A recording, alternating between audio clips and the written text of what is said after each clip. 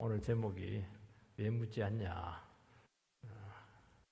자꾸 물으라는 겁니다. 아무거나 묻지 말고 중요한 걸 막 물어야 됩니다.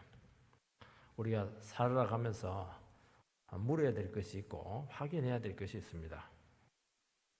그런데 뭐 자기 생각에 빠졌다든지 자기 연면에 빠져서 안 묻는 거예요. 될 대로 되라.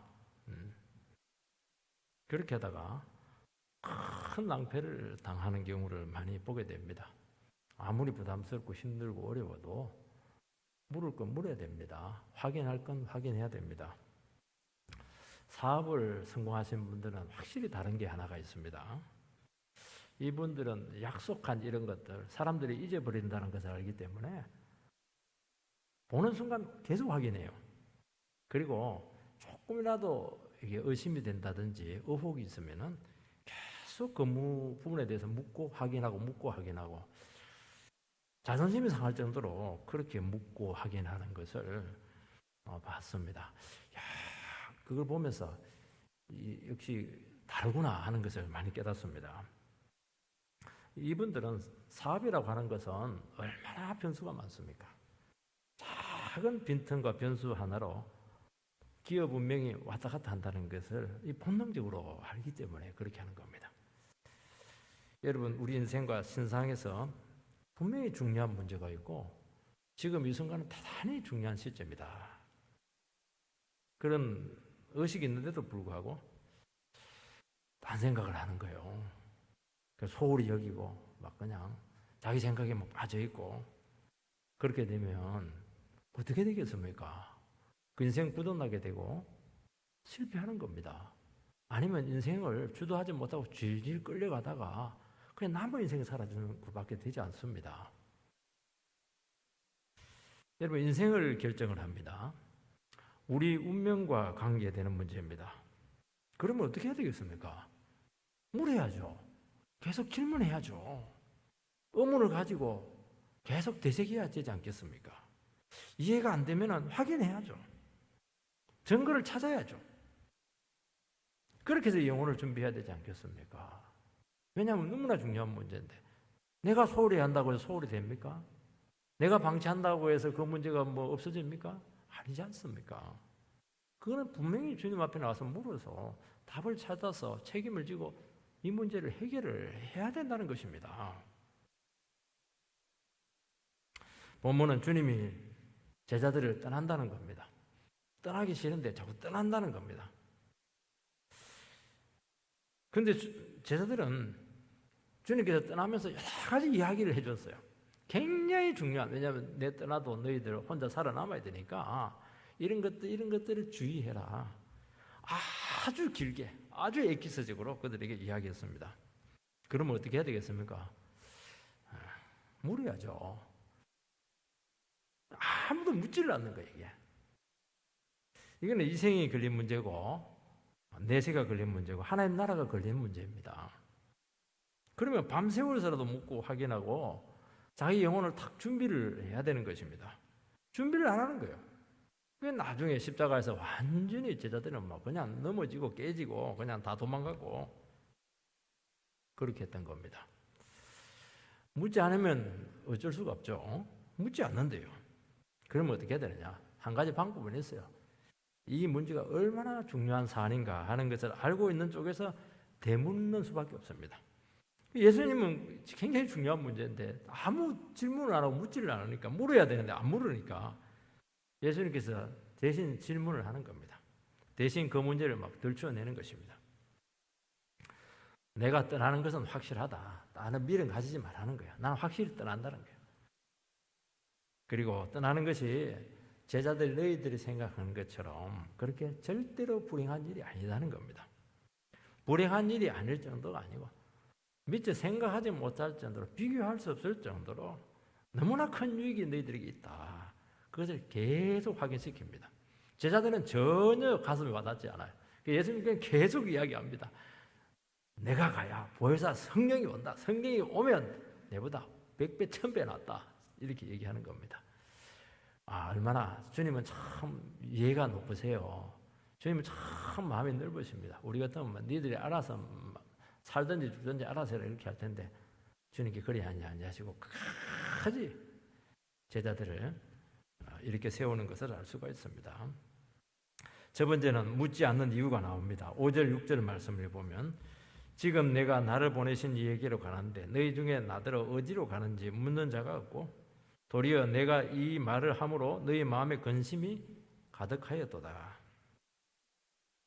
주님께서는 떠나신 후에 무슨 일이 일어날지 말씀하셨습니다. 예수님에게 일어날 일은 얘기하지 않았어요. 제자들에게 일어날 일을 이야기를 했습니다. 무슨 일이 일어난다고 했습니까? 너희들은 세상으로부터 미움을 받게 된다는 겁니다. 그리고 더 나아가서 핍박을 받는다는 겁니다. 심지어 같이 하나님을 믿는다고 하는 사람들에게 출교도 당하고 죽임, 순교도 당하고 엄청난 이런 일들이 너희들이 기다리고 있을 텐데 마음 준비 잘하라 그렇게 말씀을 했습니다. 이것은 제자들의 신상에 대단히 중요한 문제지 않겠습니까? 예수님 떠나는 것도 힘든데 그들 앞에 기다리고 있는 것이 너무 엄청난 일들이 기다리고 있는 거예요. 근데 듣고 나서 묻지를 않아요. 입을 딱 다물고 아무도 묻지를 않는 겁니다. 물론 이해를 했으면 상관이 없습니다. 근데 얼굴 보니까 전혀 소한 모습이 아니에요. 거의 불만이 꽉 차 있습니다. 예수님께서 그 뒤로 더 지금 해야 될 말이 있으신데도 불구하고 대화가 진행 안 될 정도로 근심이 그들에게 쌓여 있었습니다. 예수님께서는 지금까지 말한 것은 서론입니다. 본론을 하려는데 들어갈 수가 없는 거예요. 반드시 이 상황에서 이 부분에서 물어야 되는데 가만히 있는 것입니다. 여러분, 사람들이 묻는 것은 모르기 때문입니다. 근데 굳이 모르기 때문에 안 묻는 것이 아닙니다. 알고 있어요. 분명치는 않지만 어느 정도 짐작을 하는데도 불구하고 묻지 않을 수가 있습니다.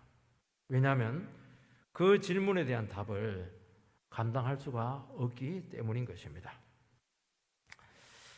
중요한 검사를 했습니다. 의사에게 결과를 묻지 않는 겁니다.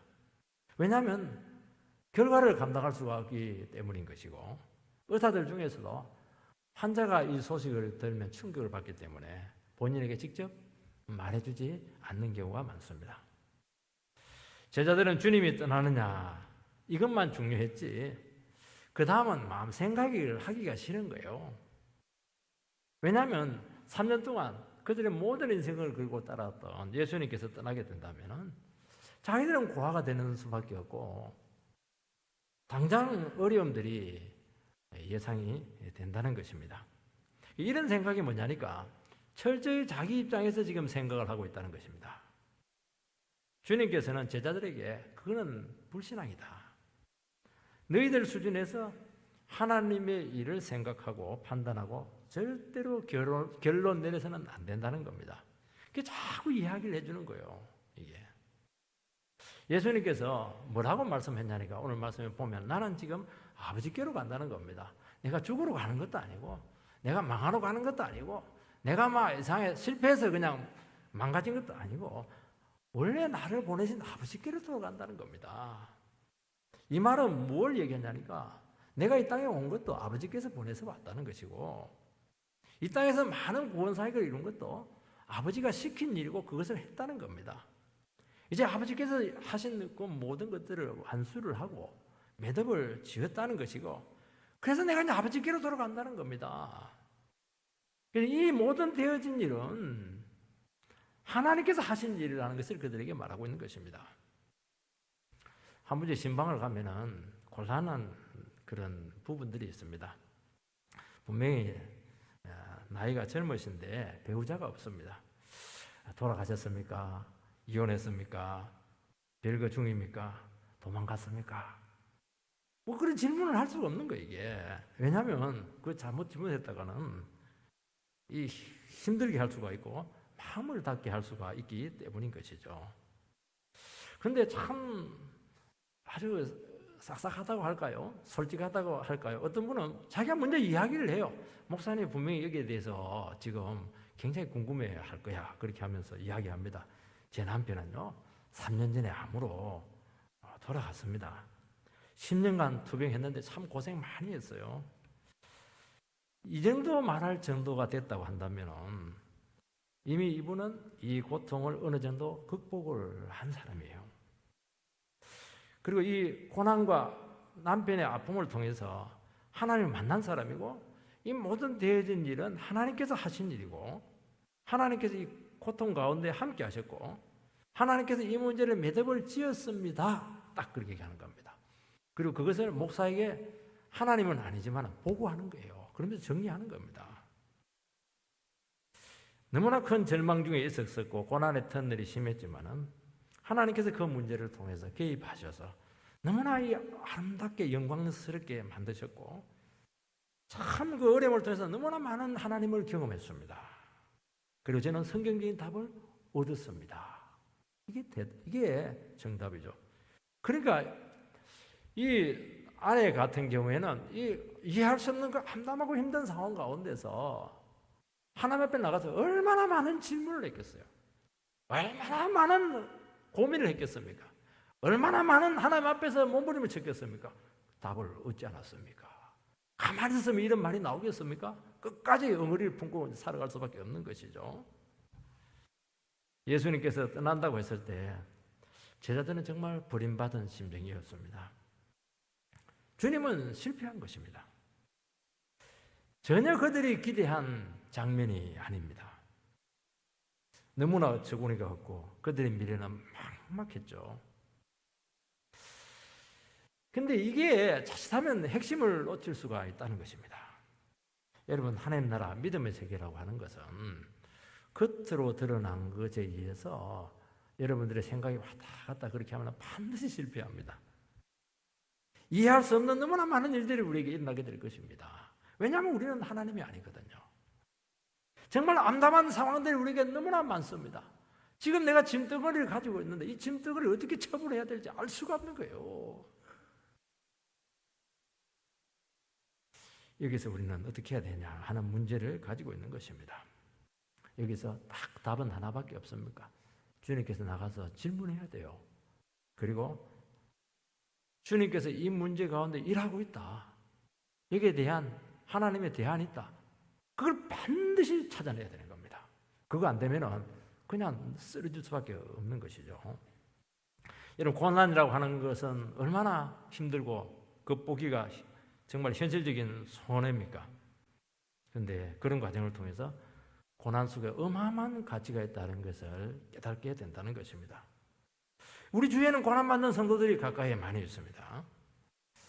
우리는 자칫하면 언제까지 저렇게 구질구질하게 살아갈 수밖에 없을까? 참 옆에 보고 있어도 답답한 거예요, 이게. 그리고 저분하고 너무 가까이 하고 이렇게 하면 또 묻고 질문하고 이렇게 하면 발목 잡힐 수도 모른다. 그래서 막 가진도 안 가지고 기도도 잘 안 해주고 묻지도 않고 그렇게 할 수가 있는 겁니다. 근데 탁 터놓고 가서 묻는 거예요. 참 어렵죠. 우리 하나님과 같이 기도하십시다. 그것은 이미 사랑하고 있는 것이고 존경하고 있는 것이고 그 불행을 공감하고 있는 것이고 이해가 안 되지만은 하나님께서 일하시고 있다는 것을 본 거예요. 또 기대하고 있는 것입니다. 그때 엄청난 하나님의 비밀이 그 속에 있다는 것을 알고 누리게 된다는 것을 말씀하고 있는 것이죠. 여러분, 우리는 이 정신을 절대로 놓치지 말아야 될 것입니다. 우리가 어떻게 우리 인생을 우리 뜻대로 쉽게 갈 수 있다고 생각할 수가 있겠습니까? 절대로 그런 일은 없습니다. 그렇게 하면 예수님이 오시지 않았죠. 우리가 안 되니까 예수님이 와서 도와주시겠다고 하지 않았겠습니까?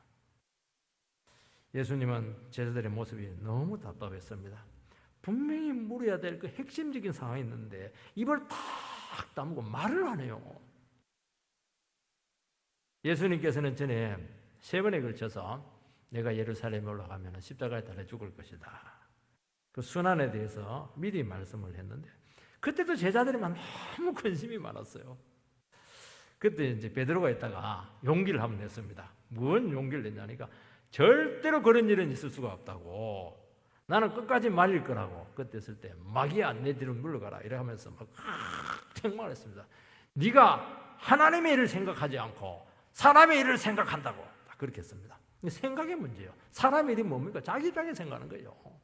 하나님의 일이 무엇입니까? 하나님의 입장에서 생각을 하는 겁니다. 여러분, 우리는 전부 다 내 입장에서 지금 생각하고 있는 거예요.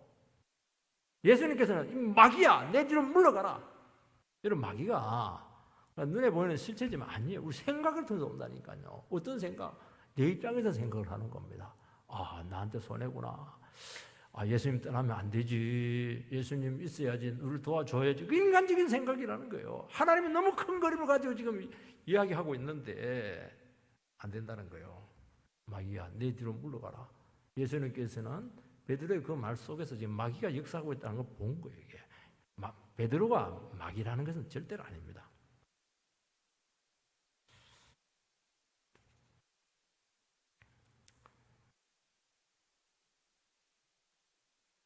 여러분, 그런다고 해서 안 묻는다고 해서 우리가 상황이 나아지겠습니까? 그거 아니에요. 고통 덜 받는 것 아닙니다.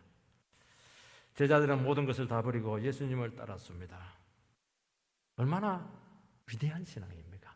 거물도 버리고 가족도 버리고 다 버리고 예수 한 번 믿고 왔어요. 근데 예수님 떠나버리니까, 그리고 막 앞에 고난이 기다리고 있다, 어려움이 기다리고 있다, 대가가 있어야 된다, 그렇게 하니까 얼마나 힘들었겠습니까? 이제 도망갈 곳도 없어요. 다 버렸으니까 이제 또 갈 수도 없어요. 왜냐하면 오란 데가 없어요. 돈이 있습니까? 뭐 돈이 있어야 뭐 오란 데가 있죠. 여러분, 우리가 제자의 길을 들어선 순간 다른 길은 없습니다. 막힙니다. 그게 신기해요.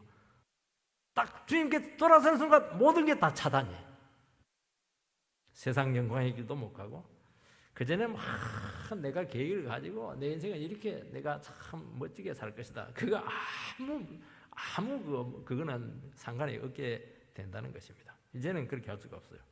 그런데 마음은 두 마음인 거예요. 그리고 늘 주님 따라가면서 자꾸 뒤를 돌아보고 옆을 쳐다보고 막연한 기대감을 가지고 막 따라가는 겁니다. 주님께서는 이제 막다른 골목이 왔다고 말씀하고 있습니다. 왜냐하면 당장 예수님께서는 십자가에 달려 죽기 때문에 이제는 뭐 두 마음 두리번거릴 수 없는 거예요. 여기서는 이제 결단을 내려야 될 때가 왔다고 말씀하고 있는 것입니다. 제자들도 예수님을 따라왔어요. 이제 물릴 수도 없어요. 돌아갈 수도 없습니다. 이제는 예수님과 동일한 길을 걸어갈 수밖에 없는 거예요. 왠 제자니까요. 이제는 너희들도 대가를 지불하는 겁니다. 지금까지는 내 믿고 전부 다 그냥 너희들 그냥 내 따라왔는데, 이제는 내가 떠나니까 너희들이 알아서 각자 걸어가야 된다는 것입니다. 십자가 길을 가라는 것입니다. 그래서 지금은 이제는 결단을 내려야 될 때가 됐다고 말씀하고 있는 것입니다. 제자들은 앞에 놓여져 있는 원치 않는 삶이 있습니다. 못 빠져나가는 거 알고 있어요. 어디를 가겠습니까? 뭘 하겠습니까, 지금? 그렇지만은 미련에 있는 거예요. 마지막 기대감이 마음속에 있는 겁니다. 될 수 있을 텐데, 지금 늦지 않았을 텐데. 근데 이제는 그 기대감마저 딱 끊으라는 거예요. 딱 끊고 이 현실을 받아들이라는 건데, 이게 싫은 거예요. 안 묻는 거예요. 물으면 감당이 안 되니까. 물으면 뭐라고 했습니까? 딱 정리하고, 너희도 십자가, 내처럼 십자가에 못 박히고 하나님만 바라보고 가라. 그게 답이거든요. 제가 이 목회의 길을 들어선 것은 정말 설교의 영광을 받기 때문입니다. 세상에서 이것처럼 존귀한 것이 없다는 것을 딱 설교 듣는 순간 알았어요. 왜냐하면 사람을 변화시키는 것은 이것밖에 없더라니까요. 그래서 저는 일단 눈 딱 감고 다 버리고 무조건 헌신부터 했습니다. 헌신할 때는 좋았는데 그다음부터는 막 얼마나 걱정이 되는지, 갈등이 심한지, 마음속 후회했다, 이제 다시는 못 가는구나, 취직도 못하네, 나이 제한에 걸려서 입사시험도 못 보네, 돈도 많이 못 번다, 누가 나와 결혼해 주겠는가, 아무도 시집 안 올 거야, 이제 너 잘 사는 거 포기해라, 너희 더 이상 도망 못 간다, 너희 이제 나한테 코끼했다, 자꾸 이제 그런 말씀을 저에게 하시는 것입니다. 이게 마음에 막 근심이 꽉 찼죠. 주의 길을 걸어가는데도 불구하고 기쁨이 없는 거예요. 힘든 거예요, 이게. 이렇게 못 갈 것 같더라니까요. 그런다고 해서 도망도 못 가요. 이 몸을 던져버렸으니까. 그걸 통해서 내 안에 정말 세상이 많이 들어와 있고, 내 자신에 대한 미련이 남아있다 하는 것을 절실하게 깨닫는 시간이 되었습니다. 이거 정리한다고요. 얼마나 시간이 많이 걸렸는지 몰라요. 침체됐다가 낙심됐다가 또 기쁨 누렸다가 주님께 물었고 또 답 얻고 정리하고 결단하고 정말 오랜 시간을 통해서 몇 번 죽다 살아났습니다. 여러분, 그러면서 내 안에 참 죄성이 많고 정말 욕심이 많구나. 주님께서 그걸 전부 다 짜내라는 거예요. 그냥 걸레가지고 쫙 짤 수 있는 거 짜가지고 짜내라는 겁니다. 왜냐하면 그거 가지고는 못 가거든요. 세상 미련 가지고 어떻게 주의 길을 갈 수가 있겠습니까? 어떻게 믿음 생활을 할 수 있겠나는 거예요. 오직 주님이 원하는 길을 걷기 위해서는 안 된다는 겁니다. 딱 물어가지고 다 정의 딱 내리고 결단해서 예수 한 분 믿고 그 길을 걸어가라는 겁니다. 이게 쉬운 줄 아십니까? 안 쉬워요. 절대로 쉽지 않을 겁니다. 그러나 이 부분이 분명하지 않으면 예수님의 제자들처럼 십자가 앞에서 전부 다 뿔뿔이 흩어지고 배신하고 막 다 하는 겁니다. 그리고 시행착오와 방황을 계속 반복할 겁니다. 그래서 제가 늘 말씀하지 않았습니까? 예수를 믿으면 이제 우리 인생은 끝난 거다. 그냥 죽이 되든 밥이 되든 주님과 함께 끝까지 삼수갑산을 가더라도 그냥 믿음으로 가는 겁니다. 그게 답입니다. 이 쿠오바디스라고 하는 이 책에 보면은 베드로가 이제 핍박의 장소 로마를 떠납니다. 네로의 핍박이 너무 심하니까. 그래서 안전하고 편안한 길로 이제 도망을 가고 피신을 하려고 합니다. 그때 주님께서 딱 골목에서 딱 그를 만나 주십니다. 그때 베드로가 어떤 사람이야 이러면서 이렇게 피해 갈 수도 있는데 안 피해 가요. 질문을 합니다. 주님 어디로 가시나이까? 이게 뭐냐니까 구호받았어. 도미네. 구호받았어. 주님 도미네가 이제 주님이니까 어디로 가십니까? 위대한 말이죠. 그게 제목이에요. 구호받았어. 예수님께서는 뭐라고 대답하냐니까 나는 이제 십자가에 달리기 위해서 다시 로마로 간다고 대답합니다. 베드로는 지금 자기 속에 살아남으려 하는 생에 대한 미련이 아주 많았던 거예요. 그걸 이제 깨닫습니다. 그래서 가던 길을 다시 돌이켜서 핍박의 현장 로마로 돌아가서 교회를 붙들어주고 내가 어떻게 예수님의 제자인데 예수님처럼 포실하게 그냥 다니냐 거꾸로 다 달려버립니다. 순교합니다. 이게 위대한 질문이요. 구호받으서 도미네. 주님 어디로 갑니까? 이 질문 하나가 베드로의 인생을 완전히 바꿔놓은 겁니다. 여러분. 주님 이 중요한 거예요. 여러분 우리는 인생을 걸고 오늘 이 시간 아주 진지하게 질문을 해야 된다는 겁니다. 주님 나는 지금 어디로 가고 있습니까? 지금 어디로 가야 됩니까?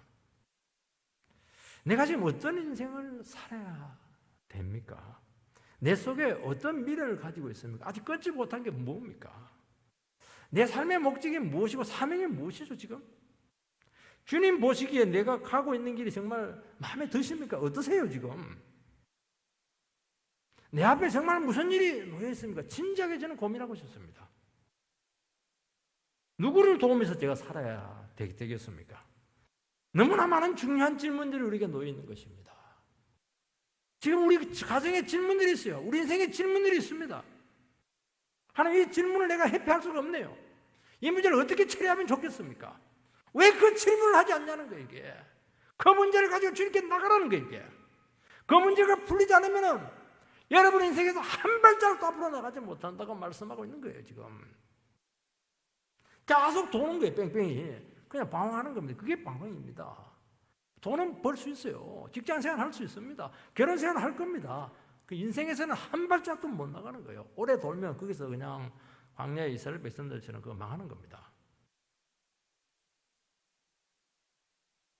참 우리 가정 문제가 많아요. 제가 어떻게 책임을 져야 됩니까? 도망갈까요? 아니면 뭐 끝낼까요? 하나님 책임져야 됩니까? 너무나 중요한 문제가 있잖아요 지금. 왜 이걸 회피하고 직장생활하고 그렇게 하냐는 겁니다 지금. 이런 질문 안 하고 혼자 근심하고 하루 종일 텔레비 보고 있고 술 먹고 있고 그 어떻게 책임지려고 그렇게 하느냐고 우리에게 주님께서는 도전하고 있는 줄 믿습니다. 두 번째는 이 떠남이 유익이라고 말씀하고 있습니다. 7절 말씀을 보면 그러나 내가 너희에게 실상을 말하노니 내가 떠나가는 것이 너에게 유익이라. 내가 떠나가지 아니하면 보혜사가 너희에게로 오시지 아니할 것이요 가면 내가 그를 너희에게로 보내리니. 예수님께서는 제자들에게 내가 너희들에게 실상을 얘기하겠다 그렇게 말합니다. 이게 진실이라는 거예요. 너희들이 지금 생각하고 있는 허상이라는 거예요. 허상. 왜 허상을 가지고 고민하고 거기서 헤어나오지 못하느냐고 지금 이야기하는 겁니다. 여러분 주님께 나가서 묻지 않으면은 결국에는 네 생각, 네 헛된 생각, 허상에 빠져서 인생을 허비하게 될 것이고 절대로 그 빠져나오지 못한다는 것입니다. 낙심하게 될 것이고 심취하게 될 것이고 네 생각에서 헤어나오지 못한다. 왜 이렇게 인생을 허비하느냐. 미련한 제자들아 그렇게 말하고 있는 것입니다. 주님께서 내가 진짜 실상을 이야기하는데 이 실상에 잘 들어라. 이 실상은 내 말씀 안에 있다. 성경 안에 있다. 왜 네 생각에 빠져 있냐? 설교를 들어라. 말씀을 읽어라. 성경 속에 답이 있다. 그렇게 지금 말하고 있는 것입니다. 예수님께서는 분명하게 얘기합니다. 조금 더 미련 안 가지고 떠나는 것이 확실하다.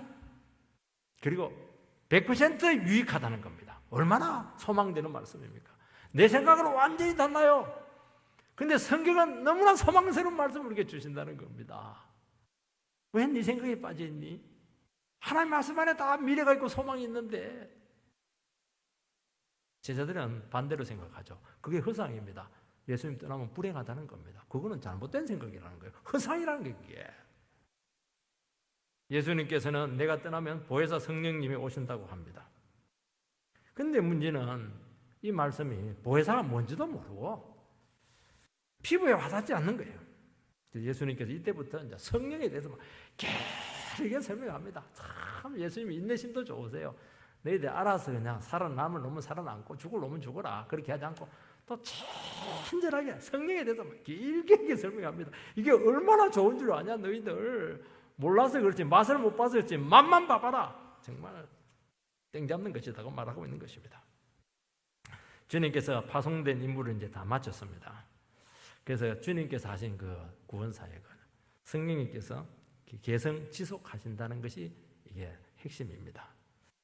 제자들은 예수님께서 계속 자기들과 함께 있어야 된다는 것입니다. 여러분 위대한 인물들은 특징이 뭐냐? 똑같아요. 자기 생각에 막 빠져 있어요. 힘들어요. 그런데 어느 순간 결단을 딱 내립니다. 그리고 떠날 때 딱 떠나버리는 겁니다. 그걸 아는 것이 그게 위대한 거예요. 세례 요한이 여자가 낳은 족 중에서 제일 큰 이유가 뭐죠?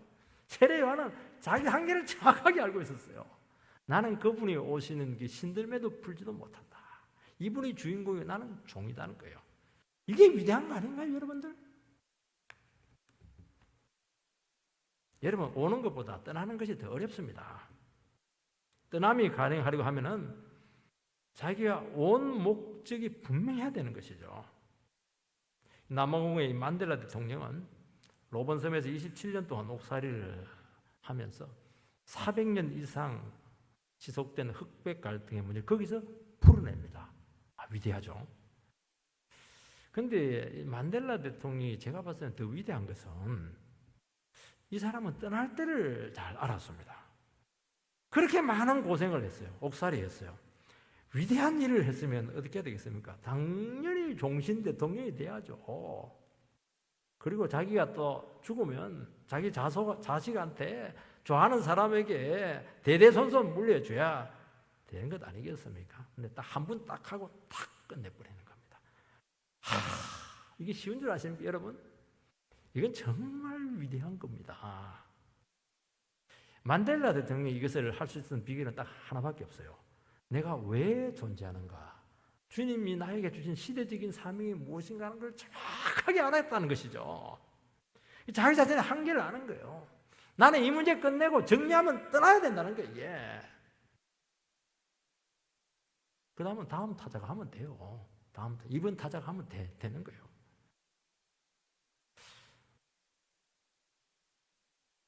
만델라는 그 수감 생활을 통해서 그 비참한 인생길을 통해서 그 피조성의 한계를 알았고 인간의 재성을 깊이 깨닫게 된 것입니다. 인간을 안 거예요. 인간을. 예수님께서는 지금 구원 사역을 혼자 하지 않고 성삼위 하나님과 함께 하셨습니다. 왜냐하면 너무 중요한 문제였죠. 그러면 뭐냐? 예수님께서 하시는 사명이 있다는 거예요. 예수님도 모든 걸 다 하지 않았습니다.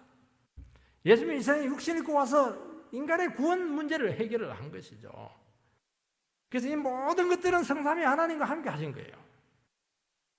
그런데 어떻게 피조물인 인간이 내가 모든 거 다 하겠다. 그 말이 되느냐는 거예요. 그 정말 욕심이 많은 게 그거.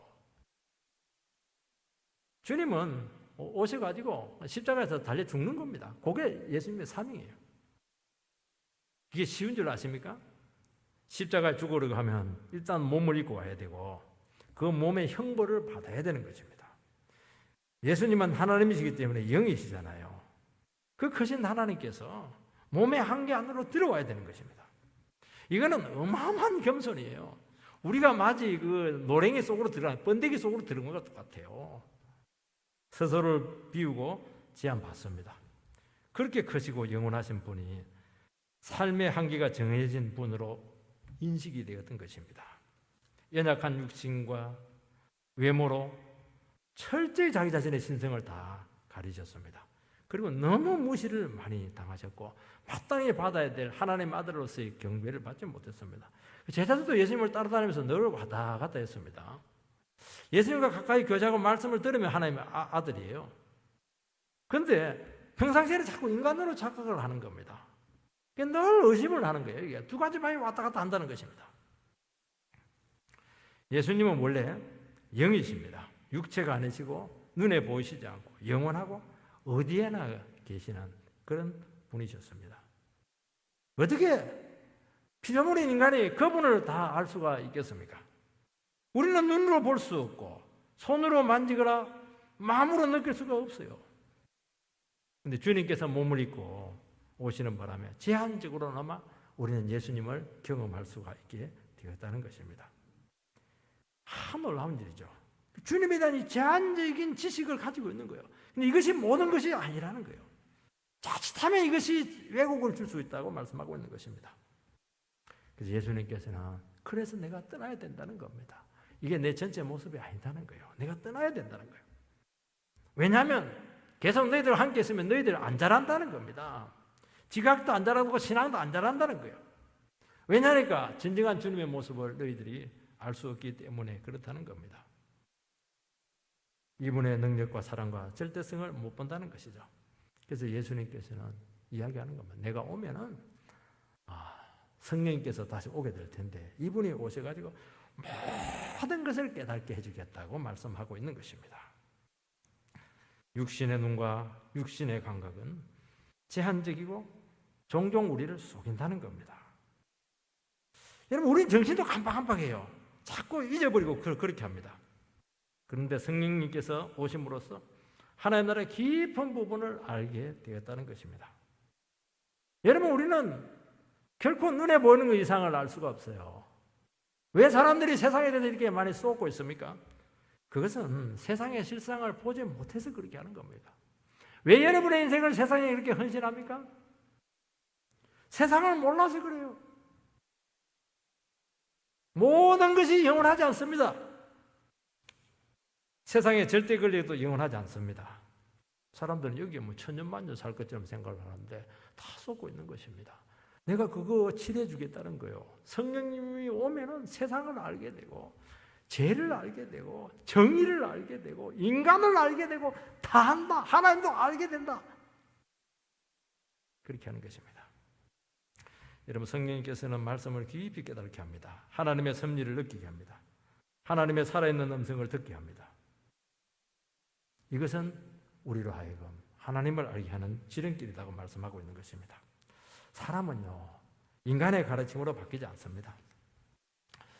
제 멘토 목사님은 설교가 굉장히 강력했고 영광이 많이 나타났습니다. 저는 어느 날 냉정하게 생각했습니다. 제가 과연 이분의 가르침을 받고 내가 변했나? 아니었더라고요. 내가 누군데 인간의 말을 듣고 제가 듣고 변하고 그렇게 하겠습니까? 나도 똑똑하고 잘났는데요. 아니더라고요. 하나님께서 그 말씀을 가운데 놀랍게 성령님이 역사를 하셨습니다. 성령님이 깨닫게 해주고 성령님께서 내 죄를 알게 해주고 회개하게 하고 돌이키게 하고 나를 자꾸 낮추게 하고 버리게 하고 변화를 주었다는 것을 깨달았습니다. 성령님께서 나를 가르쳐 주었지 내 존경하는 메토 목사님이 나에게 가르친 것이 아니에요. 그분을 통하기는 했지만 그 사람 말을 듣고 저는 변하지 않았어요. 저는 성령님의 말씀 듣고 변한 거예요. 이게 여러분 제 말 듣고 여러분들이 변할 수 있겠습니까? 절대로 안 변합니다. 저보다 훨씬 똑똑하지 않습니까? 안 되는 거예요. 제가 그 성령님 말씀 듣고 깨닫기 전까지요. 이분을 굉장히 힘들게 했어요. 못 깨달으면 깨달을 때까지 가르치는 선생님을 굉장히 힘들게 하는 겁니다. 저 이해 다 해요. 그래서 저는 이해합니다. 제가 그 모습이었으니까 다 이해합니다. 여러분 성령으로 영이 구원함을 받고 병든 영혼이 치유될 줄 믿습니다. 오늘도 보혜사 성령님께서 여러분들 가운데 임재하셔서 많은 것을 깨닫게 하고 보이지 않는 모든 것을 볼 수 있게 되기를 소망합니다. 그래서 인생이 썩지 않게 되기를 원합니다. 구원을 받기를 원하고 회개의 영이 역사하게 되기를 원하고 그 단단하고 교만한 마음들이 깨져가지고 정말 부드러운 마음이 되어서 주님과 함께 영원히 동행하는 풍성한 삶이 되기를 주님의 이름으로 축원드리는 것입니다. 여러분 인간 육신의 인식은 오래 가지 못하고 잘못 이해될 수 있습니다. 성령님은 모든 것을 바르게 보게 하고 죄 안 짓게 하고 책임 있는 인생이 되게 하신다는 것입니다. 무엇이 중요한지 알기 때문에 절대로 세상의 요구에 속지 않을 것입니다. 그리고 주님의 정신을 우리는 구현해내게 될 것입니다. 우리는 말씀의 가치를 알았습니다. 영혼의 소중함을 알았습니다. 그러면 어디에다 우리 인생을 투자해야 되겠습니까? 당연히 거기다가 인생을 과감하게 투자하라는 겁니다. 제일 한 번밖에 없는 인생인데 제일 소중한 때 여러분의 인생을 투자해야 되지 않겠습니까? 왜 엉뚱한 데 투자하세요? 영혼이 썩을 것에 왜 투자를 하냐는 거예요. 이거. 사람은 떠나는 것을 두려워합니다. 왜냐하면 평생 이룬 업적이 한순간에 사라질 수 있기 때문이죠. 예수님께서는 말씀하고 있습니다. 내 안에서 떠난다는 것은 절대로 슬픔이 아니다. 불행이 아니라 너무너무 유익하다고 말씀하고 있는 것입니다. 여러분 믿음으로 한 것들, 하나님의 말씀으로 한 것들, 주님과 함께 한 것들은 영원히 남아서 생명책에 기록되어 있을 것입니다. 인생이 위대하고 영원한 가치를 가지려고 하면은 내가 지고 있는 것을 포기해야 돼요. 그 떠나야 된다는 것입니다. 가장 귀한 것을 포기하려고 하면은 방법은 한 가지 방법이 없어요. 그것보다 훨씬 더 귀한 것을 알아야 돼요. 더 큰 가치를 알아야 되는 것입니다. 그거는 육신의 눈으로 절대로 볼 수가 없어요. 세상 사람들의 말 가지고는 절대로 알 수가 없어요. 우리 심령 속에 성령이 오셔야 되고 성령이 오시면 영원한 것을 볼 수 있게 될 것입니다.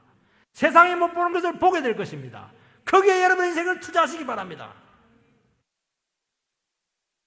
아브라함은 영원한 그 나라를 위해서 본토 친척 아비 집을 떠났습니다.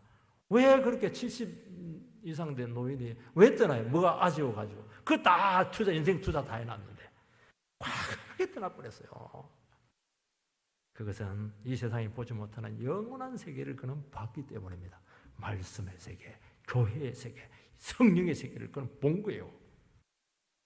미련 없이 떠나버렸어요. 그가 뭐 바보입니까? 그는 하나님의 약속의 가치를 알았습니다. 모세는 모든 영광을 다 누리고 있었습니다. 그런데도 불구하고 그거 과감하게 포기하고 노예 백성 이스라엘 그들의 한편이 되었죠. 그는 노예 백성들 속에 있는 하나님의 영광을 보았던 겁니다. 그래서 애굽을 배신을 한 거예요. 여러분 배신하시기 바랍니다. 세상을 배신하세요. 두 개 다 어떻게 가질 수가 있어요? 못 가집니다, 여러분들. 고생은 많이 했죠. 영원히 생명책에 영원히 남아있지 않습니까? 아브라함, 모세 위대하잖아요, 이거. 그런 인생이 되기를 축원드립니다. 우리 자녀들 얼마나 귀해요. 정말 잘 되고 싶겠죠. 그러나 썩어질 것에 투자하는 자식 만들지 마시기 바랍니다. 세상 자식이 아니고 주의 자식으로 키우시는 방법은 하나밖에 없습니다.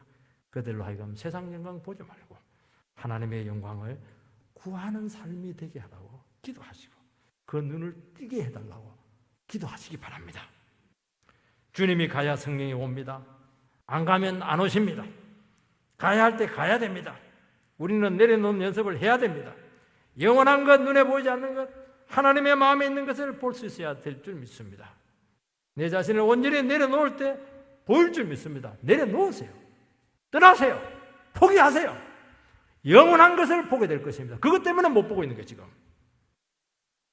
주님께서 내려놓으라고 하고 생각을 포기하라고 할 때는 딱 지금 기다리고 있어요. 영원한 거 딱 갖다 놓고, 가치 있는 기다려 놓고 딱 대기하고 있는 겁니다.